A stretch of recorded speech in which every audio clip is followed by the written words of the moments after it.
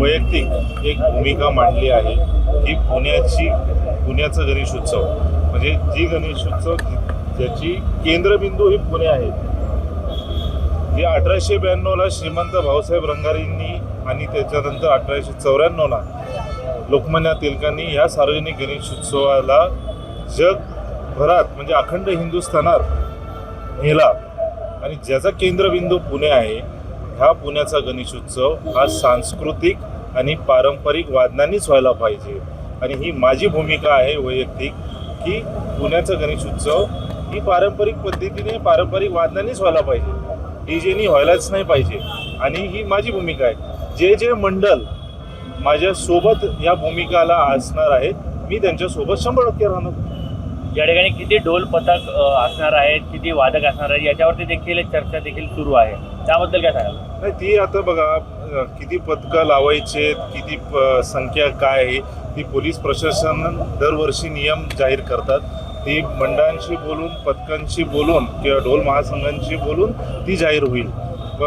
पण मला आणि वैयक्तिक मला 100% वाटतं की पुण्याचा हा गणेशोत्सव हा डीजे मुक्त पाहिजे आणि सांस्कृतिक आणि पारंपरिक पद्धतीने साजरा व्हायला पाहिजे. म्हणताय की पुण्याचा गणेशोत्सव हा डीजे मुक्त पाहिजे, तुम्हाला असं का वाटतं? डीजे कारण अनेकांची मागणी आहे की डीजे पाहिजे, तर तुम्ही म्हणता की डीजे नको आणि 2 बेस 2 टॉप तरी त्याची मागणी आहे. काय वाटतं? हे बघा, तुम्ही 2 बेस 2 टॉप म्हणताय किंवा डीजेचा विरोध काय?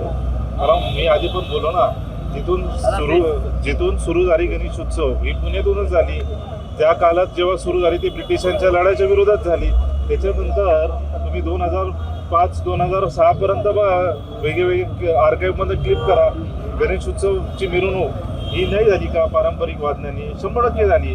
2006 पासून ही डीजेची गालबोट लागली आहे या गणेशोत्सवात आणि ही गालबोट लागल्यानंतर डीजेची त्याच्यावर तुम्ही स्वतःच बघता की कुठल्या प्रकारची नृत्य होती, कुठल्या प्रकारचे गाणे विसर्जन मिरवणुकीत लागतात. आज मंडळात किती कार्यकर्ते असतात? 50-100 200. पण त्या डीजेच्या समोर किंवा ते साऊंडच्या भिंतीच्या समोर हजारोनी युवक आणि हे सगळे नाचतात. पण कुठल्या गाण्यावर नाचतात? तुम्ही देवासमोर कुठली गाणी लावताय? तुम्ही भक्तिगीत तर लावत नाही, तुम्ही अश्लील गाणे लावतात, अश्लील नाच करताय. ही आपली संस्कृतीच नाही आहे आणि ही आपली परंपराच नाही आहे. म्हणून पुण्याचा गणेशोत्सव हा पारंपरिक पद्धतीनेच व्हायला पाहिजे आणि डीजे मुक्त व्हायला पाहिजे आणि जे लोक जे पुणेकर आणि जे गणेश मंडळ ह्या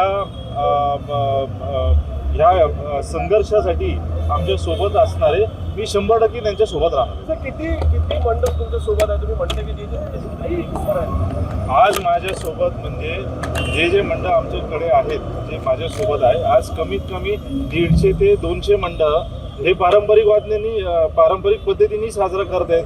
ते मंडळ आहेत. त्याच्या व्यतिरिक्त अजून मंडळ आहेत जे सोबत आहेत.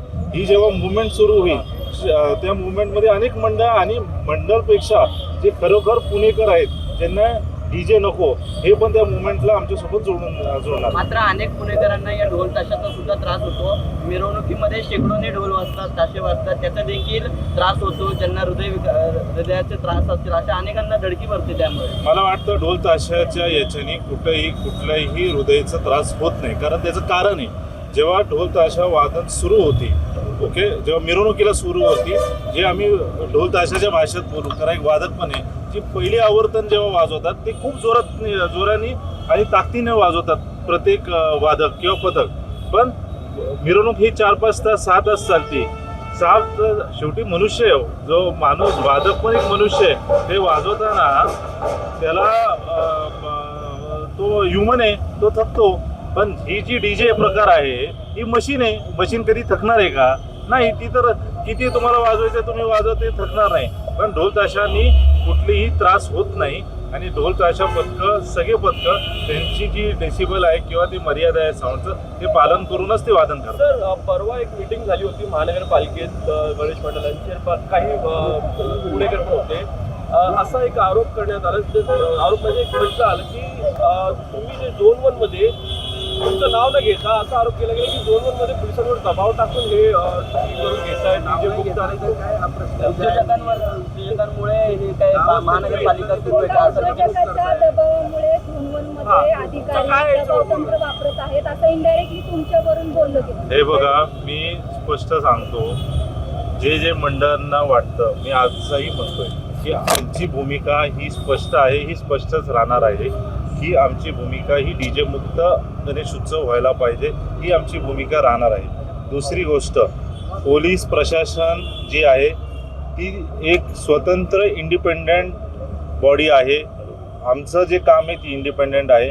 प्रशासनाला माहिती आहे त्यांचे नियम काय आहेत, लॉ अँड ऑर्डर सिच्युएशन काय, त्यांची नियमवाली काय आहे, ही पोलीस आणि प्रशासनाला माहिती आहे आणि त्यांना कोणी सांगायची गरज नाही. ती इंडिपेंडेंटली त्यांची काळजी जे एन्फोर्स करायची आहे ती करते.